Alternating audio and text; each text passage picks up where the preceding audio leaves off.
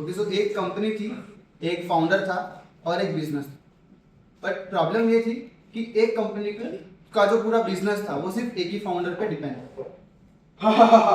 मैं हूँ कंपनी का फाउंडर।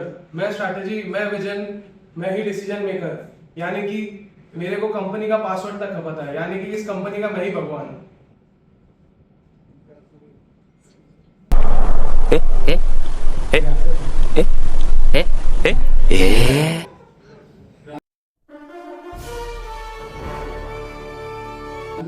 होता है यहाँ पे आप देख रहे होंगे कि जहाँ पे एक कंपनी ही एक जो फाउंडर जो है वो सब कुछ है, वहाँ पे ये हर चीज मतलब मैं अगर कंपनी का फाउंडर नहीं है तो कंपनी का फाउंडर नहीं है तो कंपनी में कोई भी चीज प्रोडक्शन कोई भी चीज प्रोसेस हो ही नहीं सकता। तो वहाँ पे आगे कैसे एंड जैसे कि एक पूरे कंपनी का डिसीजन एक ही पर्सन पे डिपेंड था एंड सडनली फाउंडर को छुट्टी पे जाना पड़ा। सोच रहा हूँ एक दिन की छुट्टी ले लूँ। क्या एक दिन की छुट्टी? सिर्फ एक दिन की छुट्टी लेने का सोच रहा हूँ। एक दिन की छुट्टी आप लोगे सब कुछ बंद हो जाएगा। क्या कर रहे हो आप? एक दिन की छुट्टी पॉसिबल ही नहीं है। इसीलिए हमें एक नए आइडिया की, एक नए इनोवेशन आइडिया की जरूरत है। रुकिए रुकिए रुकिए, ये कंपनी किसी एक हीरो के भरोसे नहीं चलनी चाहिए। भाई मैं हीरो ही हूँ कंपनी का।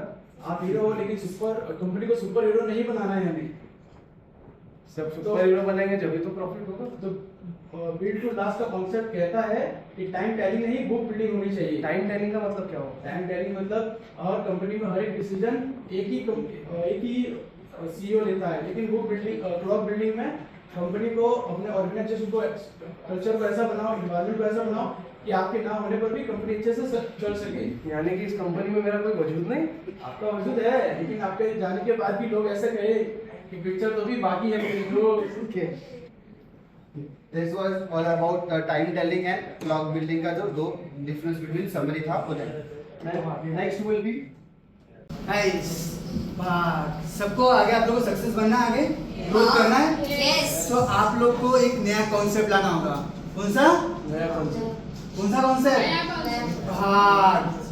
व्हाट डू मीन ऑफ भाग? बड़ा सोचो। क्या करो? बड़ा सोचो।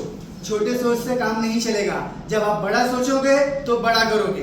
जैसे इतना बड़ा सोचना, इतना बड़ा सोचो कि जब नासा ने सोचा था कि मैन ऑन मून, सब हंस रहे थे।